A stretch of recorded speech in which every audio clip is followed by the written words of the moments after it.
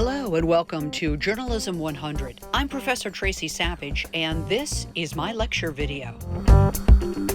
In this video, I will review Chapter 4, Music. Music and the medium of sound recording has had an immense impact on our culture. It helps us shape our identities and comforts us during our transition from childhood to adulthood. And it stirs debate between the younger and older generations, which can be a push for social change. Throughout history, popular music has been banned under the guise of protecting young children from corrupt influences. Chapter 4 places the impact of popular music in context. It investigates the origins of recording's technological hardware. It studies the early threats to sound recording. It explores the impact of internet on music. It examines the content and culture of the music industry, and it explores the economic and democratic issues facing the music industry. Now for a little history. Edward Leon Scott de Martinville, an experimental sound recorder, became a huge part of why sound recording became such a big mass medium. He conducted the first experiments with sound recording, using a dog's hair bristle as a needle. He tied one end to a thin membrane that vibrates, and the free end made grooves on a revolving cylinder covered with lamp black.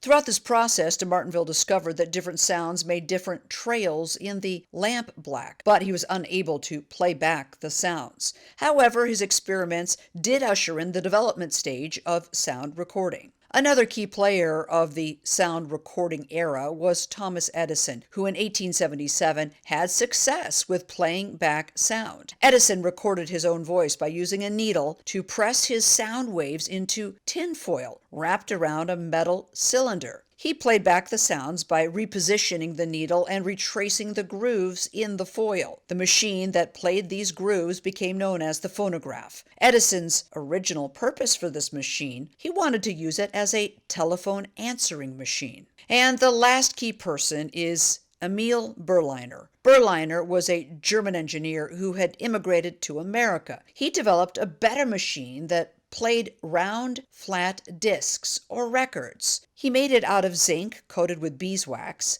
These records played on a turntable, which he called the gramophone. He also developed a technique to mass produce his round record, bringing sound recording into its mass medium stage.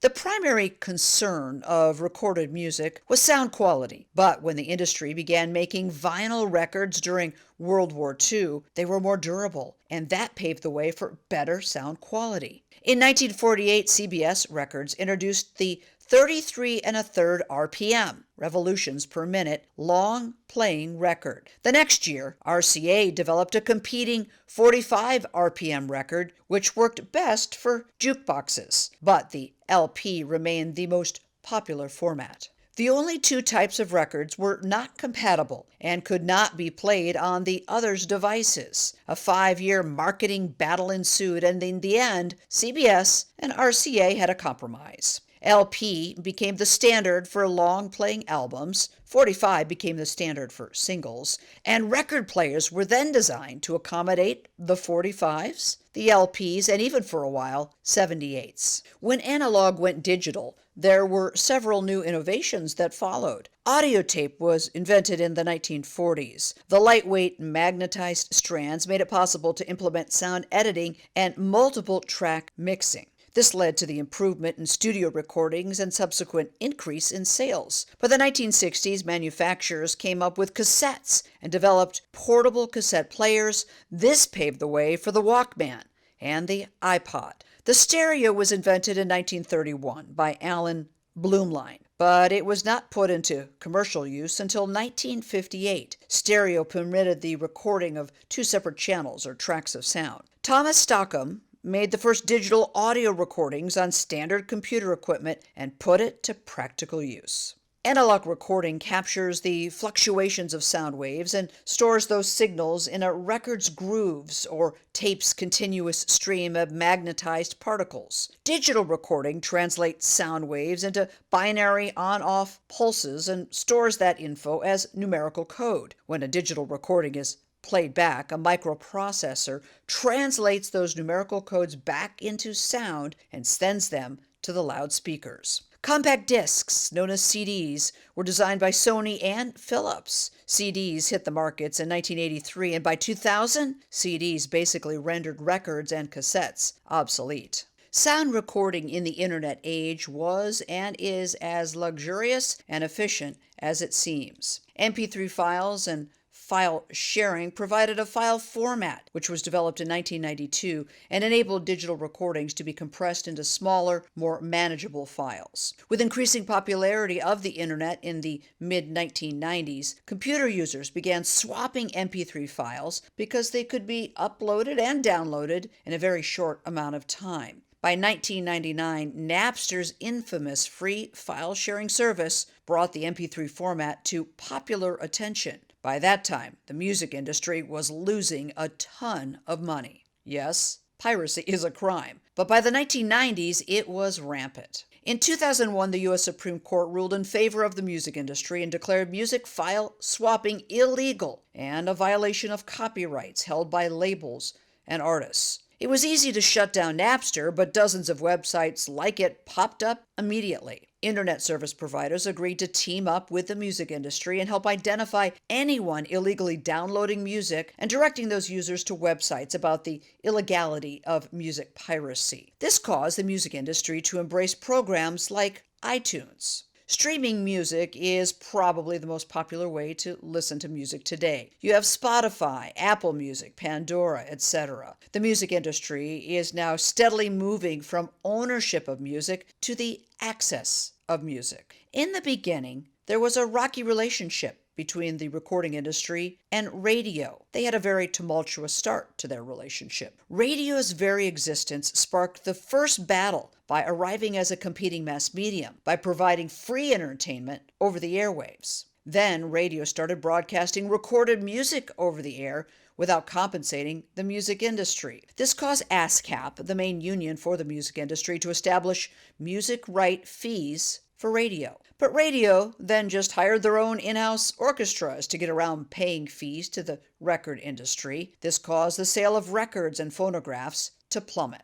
The recording and radio industries only started to band together when TV became big in the early 1950s. TV took away all the show-like features from radio, so radio needed to reinvent itself, hence turning to the record industry. This alliance was aided tremendously with the emergence of rock and roll. Now let's take a look at some genres of music. Pop music is music that appeals either to a wide cross-section of the public or to sizable subdivisions within the larger public based on demographics. Pop music got its start in the late 19th century, where it sprang from a corner of Broadway called Tin Pan Alley. Jazz developed in New Orleans as sheet music grew in popularity. Improvisational, mostly instrumental, it absorbed or integrated a diverse body of musical styles, including African rhythms, blues, and gospel. Cover music is a song recorded or performed by another artist. And one popular singer of the time is Frank Sinatra. He came on the music scene in the 1940s, nicknamed The Voice.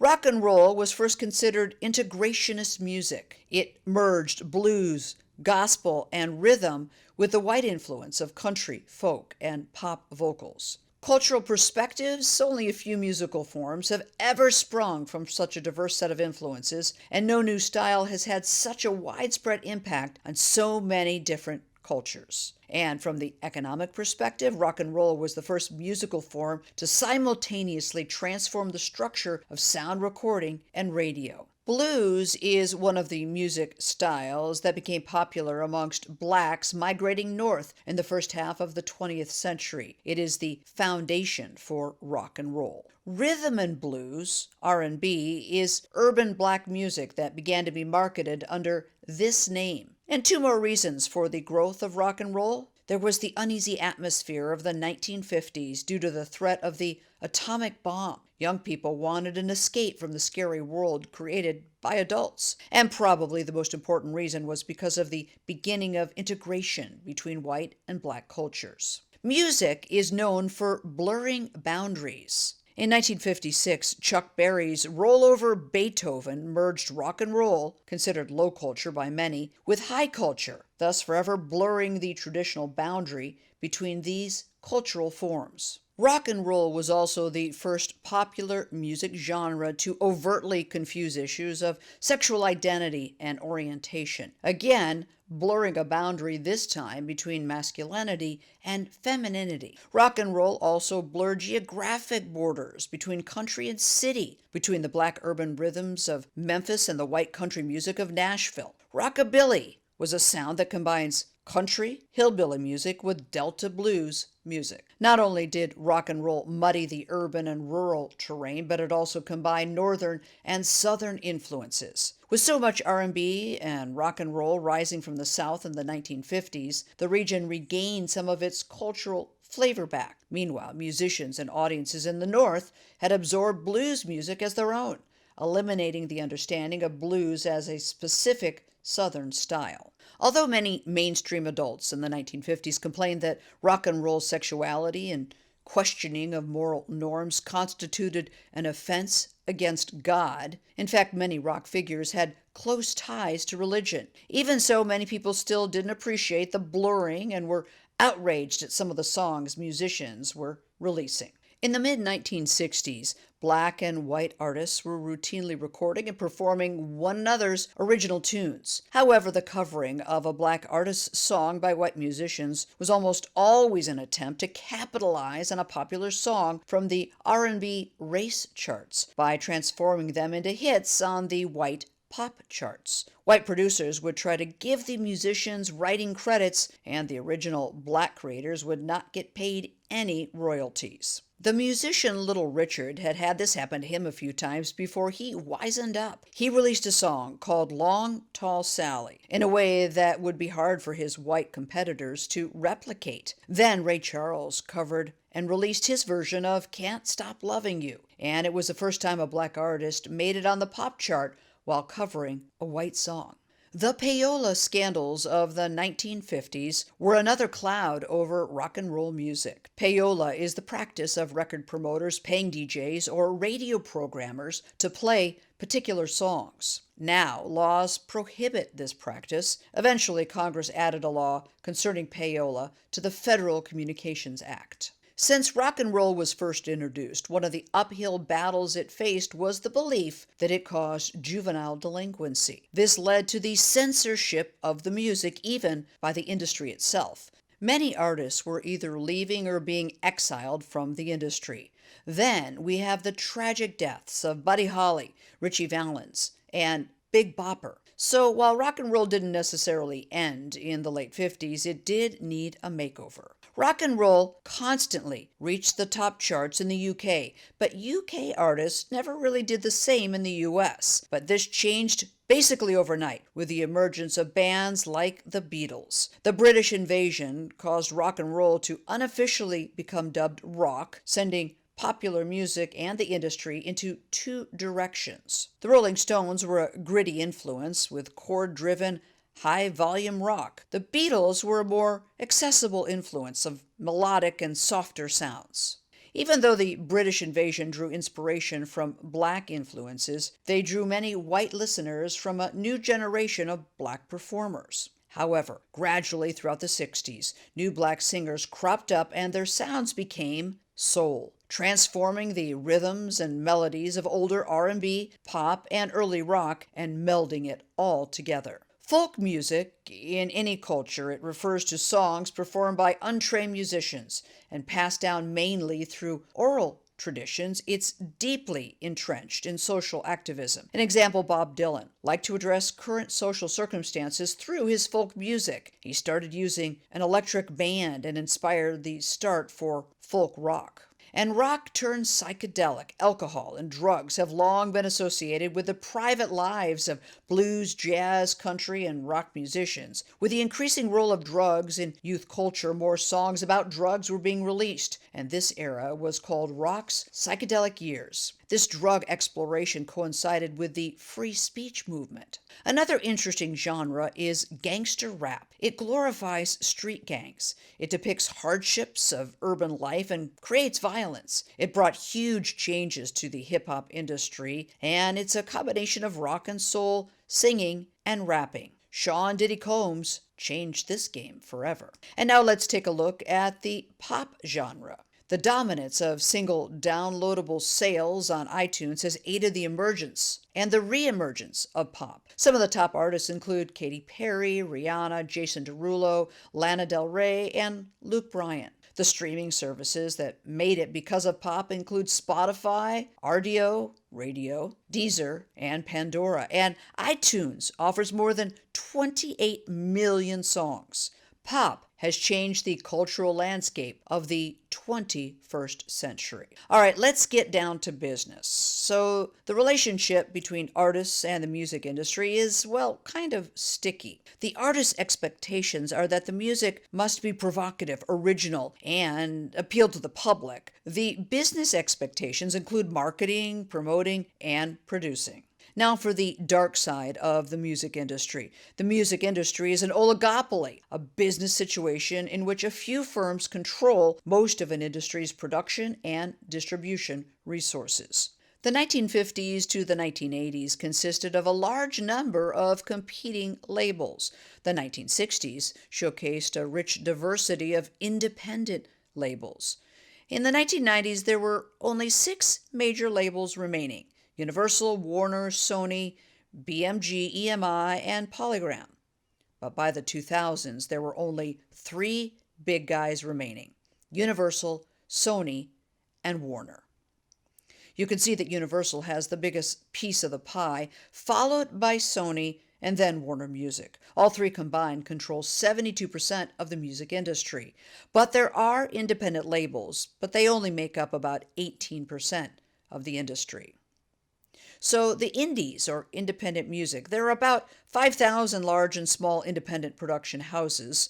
Indies record less commercially viable music, and generally they require only a handful of people to operate them. They depend on wholesale distributors to promote and sell their music. So in conclusion, the mass medium shifted from stamping out flat records to turning them into MP3s and internet-based services. As we learned in this chapter, music cannot be tamed. Consumer needs and wants are almost unpredictable. Rock and roll remains a huge part of people's hearts and lives, and music is in politics, race, culture, religion, geography, and controversy. And yes, music is in everything. This is the end of this lecture video. Be sure to read the entire chapter and do your discussion board assignment. Then review the study guide and the key terms, and by the end of this week, you'll take the quiz for this chapter. Good luck, everyone.